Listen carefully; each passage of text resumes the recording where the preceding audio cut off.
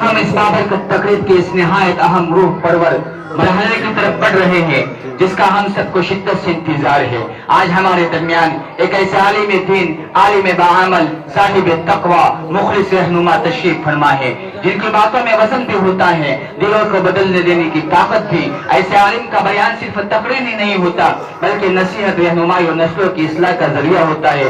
آج کی محفل خصوصاً ہمارے بچوں کے مستقبل سے جڑی ہوئی ہے۔ اس موقع پر اگر کوئی بات سب سے زیادہ اثر رکھتی ہے تو اہل علم اور اہل تقوی کی زبان سے نکلی ہوئی بات ہے۔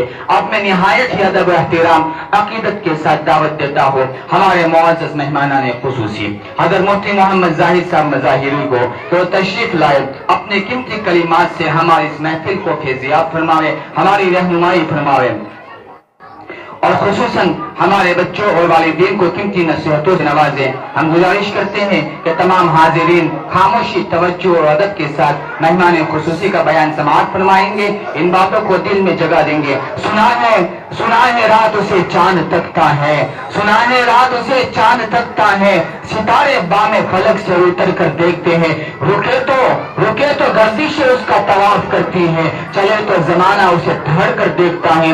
سنا ہے بولے تو باتوں سے پھول جھڑتے ہیں، سنا ہے بولے تو باتوں سے پھول جھڑتے ہیں، اگر یہ بات ہے تو چلو بات کر کے دیکھتے ہیں۔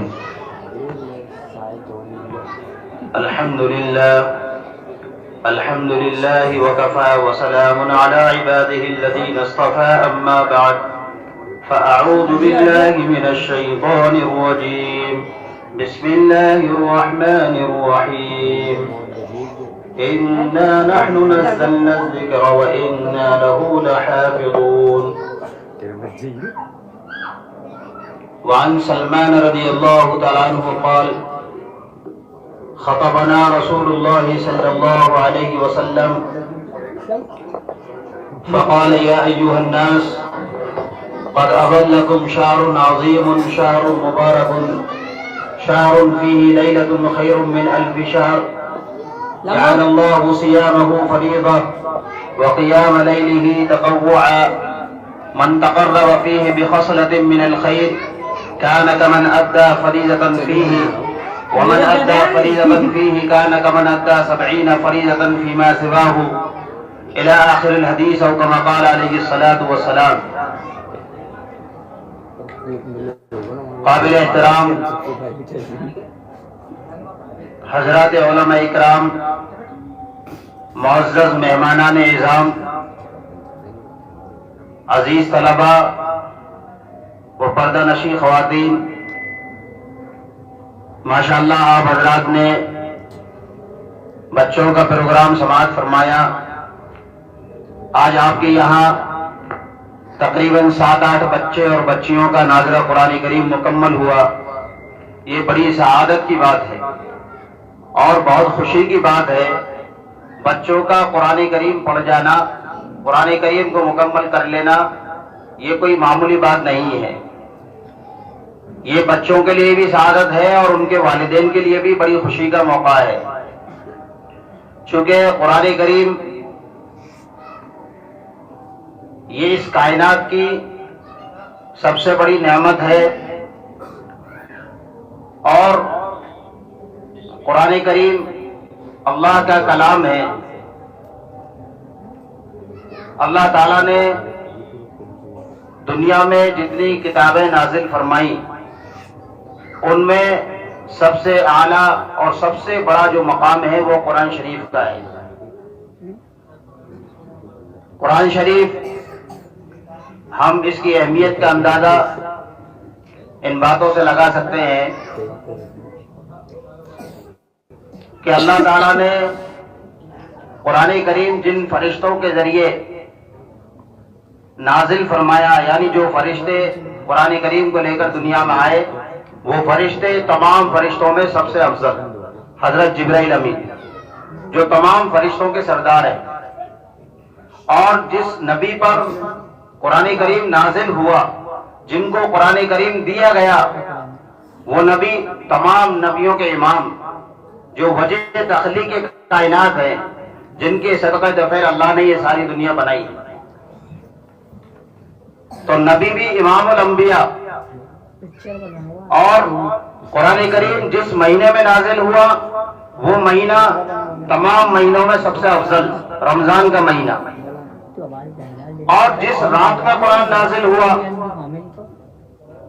لوح محفوظ سے آسمانی دنیا پر، وہ رات تمام راتوں میں سب سے بہتر شب قدر میں، جس میں ایک رات کی عبادت 1000 راتوں کی عبادت سے بہتر ہے، 1000 مہینوں کی عبادت سے بہتر ہے۔ اور جس زبان میں قرآن نازل ہوا وہ زبان تمام زبانوں کی سردار عربی زبان، اور قرآن کریم میں ہے اِنَّهُ لَا يَمَسُّهُ إِلَّا الْمُطَهَّرُونَ کہ قرآن کریم کے الفاظ جن صفحات پر اور جن کاغذوں پر قرآن کریم لکھا جاتا ہے، جس کو جو مجلد اور 2 پتوں کے درمیان جو قرآن شریف ہوتا ہے، کہ اس کا کتنا بڑا اعزاز ہے کہ قرآن کریم چھپنے کے بعد بغیر وضو کے ان کو ہاتھ نہیں لگا جا سکتا۔ ایک عام کاغذ ہے، لیکن جب اس پر قرآن کریم کو چھاپ دیا گیا اور قرآن کریم کی کتابت ہو گئی تو اب اس کا یہ مقام ہو گیا کہ بغیر وضو کے بغیر غسل کے اس کو ہاتھ نہیں لگا سکتا۔ بہرحال قرآن کریم کا بڑا اونچا درجہ ہے، یہ اللہ کا کلام ہے، اور بڑی خوشی کی بات ہے کہ ان بچوں نے یہ قرآن کریم پڑھا ہے۔ یہ بچے قابل تعریف ہیں، مبارکبادی کے مستحق ہیں، ان کے والدین، ان کے اساتذہ اکرام، ماشاءاللہ بڑی اچھی جو ہے محنت ہو رہی ہے، ایک منظم نظام چل رہا ہے، اور بچوں کو جو انعامات دیے گئے یقیناً ان کی حوصلہ افزائی ہونی چاہیے۔ بلکہ میں تمام بچوں سے، ان کے والدین سے یہ درخواست کروں گا کہ آپ ان بچوں کو، اور ان کو عالم بنانا ہے، ان کو مفتی بنانا ہے، بچیوں کو حافظہ اور عالمہ بنانا ہے، چونکہ ابھی انہوں نے قرآن کے الفاظ پڑھے ہیں، لیکن قرآن کریم کیا کہہ رہا ہے؟ قرآن تو ایک جو ہے قانون کی کتاب ہے۔ انسان کو دنیا میں زندگی گزارنے کے لیے اللہ تعالیٰ نے قرآن کریم دیا ہے کہ زندگی ہمیں کیسے گزارنی ہے۔ اس میں اسلام مذہب کے قانون اور قاعدے لکھے ہوئے ہیں۔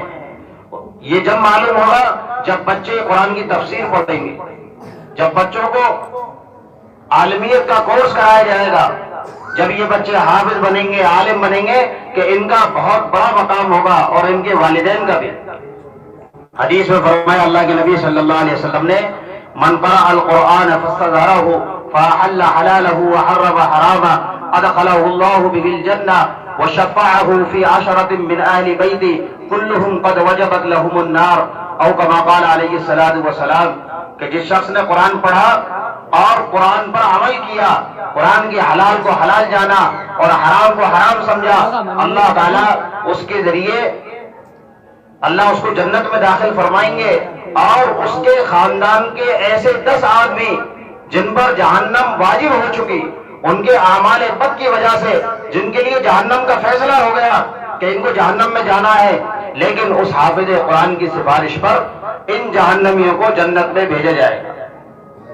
اس دن پتہ چلے گا کہ بچوں کو قرآن پڑھانا، ان کو جو ہے ناظرہ پڑھانا، ان کو حافظ بنانا، اور ان کو جو ہے دین سکھانا، کہ اس کا کتنا بڑا مقام ہے۔ اس لیے ہم بچوں کو زیادہ سے زیادہ پڑھائیں، ہمارا ہر بچہ قرآن سے جڑے۔ حدیث میں اللہ کے نبی نے فرمایا کہ قرآن پاک پڑھنے والے کے ماں باپ کو قیامت کے دن ایسا تاج پہنایا جائے گا جس تاج کی روشنی سورج کی روشنی سے زیادہ ہوگا، اعزاز، اور اس کا بڑا اکرام ہوگا، اور یہ کہے گا کہ میرا اعزاز کس وجہ سے ہو رہا ہے؟ اس سے کہا جائے گا کہ تمہارے بِأَخْذِ وَلَدِكُمُ الْقُرْآنَ، تمہارے بچے کے قرآن پڑھنے کے بدلے تم نے اپنے بچوں کو قرآن پڑھایا، تم نے اپنی بچی کو قرآن پڑھایا، آج تمہیں یہ اعزاز مل رہا ہے کہ یہاں کرامت کا تاج اور جو ہے تمہارا اکرام کیا جا رہا ہے۔ اس دن ہمیں معلوم ہوگا کہ بچوں کو پڑھانا یہ کتنا بڑا جو ہے مقام ہے۔ ایک حدیث میں فرمایا اذا مات الانسان انقطع عنه عمله الا من ثلاثه الا من صدقه جاريه او علم ينتفع به او ولد صالح يدعو له او كما قال علیہ الصلوۃ والسلام. فرمایا کہ انسان دنیا سے چلا جاتا ہے، اس کے عمل کا سلسلہ ختم ہو جاتا ہے، لیکن کچھ اعمال ایسے ہیں کہ جن کا ثواب اس کو اس کی قبر پہ بھی پہنچتا رہتا ہے. فرمایا کہ ایک اس میں صدقہ جاریہ ہے. آدمی نے کوئی مسجد بنوا دی، کوئی مدرسہ بنوا دیا، کوئی مسافر خانہ بنوا دیا، کہیں کوئی کنواں جو ہے کھدوا دیا، کہیں پانی کا انتظام کر دیا. یہ صدقہ جاریہ ہے. آدمی دنیا سے چلا جائے گا اور ثواب ملتا رہے. اسی طرح وہ عالم جس کے علم سے لوگ فائدہ اٹھا رہے ہیں، جنہوں نے بچوں کو پڑھا دیا، بچوں کو ناظرہ پڑھایا، حافظ بنایا، عالم بنایا، کہ وہ عالم دنیا سے چلے گئے اور ان کے بچے، ان کے پڑھائے ہوئے بچے جو دین پر عمل کر رہے ہیں، دین کی خدمت کر رہے ہیں، کہ ان عالم کو ثواب مل رہا ہے. اسی طرح نیک اولاد، اپنے بچوں کو نیک بنایا، ان کو دین سکھایا، ان کو قرآن سکھایا، ان کو عقائد سکھائے، ان کو دینی تعلیمات سے جو ہے واقف کرایا. ہم دنیا سے چلے جائیں گے لیکن ہمارے بچوں کے دین پر عمل کرنے کی وجہ سے ہمیں جو ہے پورا ثواب ملے گا. یہ بچے قرآن پڑھیں گے، بچے نماز پڑھیں گے، بچے دین پر عمل کریں گے کہ ہمیں پورا ثواب ملے گا. اس لیے ضرورت اس بات کی ہے کہ ہم اپنے بچوں کی جو ہے سب فکر کریں. ہمارا ہر بچہ جو ہے مکتب سے جڑا ہوا ہو. آپ کی مسجد میں ماشاءاللہ ایک بہت منظم اور ایک اچھے انداز میں جو مکتب چل رہا ہے، مولانا کو اللہ جزائے خیر عطا فرمائے، بڑی اچھی محنت ہے کہ ہمارے سارے بچے جو ہے مکتب سے جڑیں اور ان کا سال میں 2 مرتبہ کم از کم امتحان ہو، بلکہ 3 مرتبہ، سہماہی، ششماہی، سالانہ. اور بچوں کو جو ہے انعام بھی دیا جائے تاکہ ان کی حوصلہ افزائی ہو، جیسا ابھی دیا گیا. یہ سال کا اخیر ہے، ورنہ چھوٹا موٹا کوئی جو ہے مسجد میں ہی پروگرام کر کے اور جن بچوں کے اچھے نمبرات آئیں ان کو انعام دیا جائے تاکہ بچوں کی حوصلہ افزائی ہو. اسی طرح میں ایک بات یہ اور عرض کروں گا مولانا سے کہ جو بچے پابندی سے پڑھنے آئے، ایک حاضری کا بھی انعام ہونا چاہیے. بھائی آئندہ آپ جب پروگرام کرو تو ایک حاضری کا بھی انعام ہونا چاہیے. جو بچے پابندی سے پڑھنے آئے، چاہے ان کا امتحان میں نمبر نہیں آیا، لیکن اس مکمل حاضری کی بنیاد پر ان کو انعام دینا چاہیے. چونکہ آج کے ٹائم میں یہ بہت بڑا مسئلہ ہے. بچے پابندی سے پڑھنے آتے نہیں ہیں، کوئی شادی بیاہ میں چلے گئے اور اسکولوں کا اور جو ہے کالجوں کا دباؤ رہتا ہے، اس کی وجہ سے بچے جو ہے وہ مکمل پہنچ نہیں پاتے ہیں، تو پھر جو ہے وہ نتیجہ سامنے نہیں آتا ہے. اب بچوں کو انعام دیا جائے گا، ان کی مکمل حاضری ہوگی تو بچے شوق سے پڑھنے آئیں گے کہ ہمیں حاضری کا انعام لینا ہے، ان کے ماں باپ کو فکر ہوگی. خیر، بچوں سے یہ درخواست ہے کہ یہ بچے اس بات کی جو ہے نیت کریں، جنہوں نے ناظرہ مکمل کیا ہے، کہ آگے ہمیں حافظ بننا ہے. بولو انشاءاللہ. بچیاں بھی نیت کریں ہمیں حافظہ بننا ہے، ہمیں جو ہے عالمہ بننا ہے. بھائی ہمیں معلوم ہونا چاہیے اس قرآن کے اندر ہے کیا. اسی طرح موقع کی مناسبت سے میری آپ تمام حضرات کی خدمت میں یہ بھی درخواست ہے کہ آگے رمضان کا مہینہ ہے. ایک حدیث میں نے آپ کے سامنے پڑھی، اس میں اللہ کے نبی صلی اللہ علیہ وسلم نے شعبان کے آخری دنوں میں یہ بات ارشاد فرمائی، یا ایھا الناس قد اضلکم شہر عظیم شہر مبارک شہر فیہ لیلۃ خیر من الف شہر. فرمایا کہ اے لوگوں، تمہارے سامنے ایک مہینہ ایسا آنے والا ہے کہ جو مہینہ بڑا مبارک ہے، جس مہینے کی بڑی فضیلت ہے. روزوں کو فرض قرار دیا ہے. فرض کا مطلب یہ ہے کہ یہ اللہ کا حکم ہے، اس میں آدمی منمانی نہیں کر سکتا کہ صاحب جو ہے وہ میں کاروبار کی وجہ سے رکھ نہیں سکتا، میں زیادہ بھوکا نہیں رہ سکتا، میں پیسہ نہیں رہ سکتا. کہ یہ اللہ کا حکم ہے. جیسے نماز فرض ہے، ایسے رمضان کے مہینے میں روزے فرض ہیں، اور روزے پر بڑا انعام ہے. ایک حدیث قدسی ہے، الصوم لی وانا اجزی بہ. فرمایا اللہ تعالیٰ فرماتے ہیں کہ روزہ میرے لیے ہے اور میں روزے کا بدلہ دوں گا.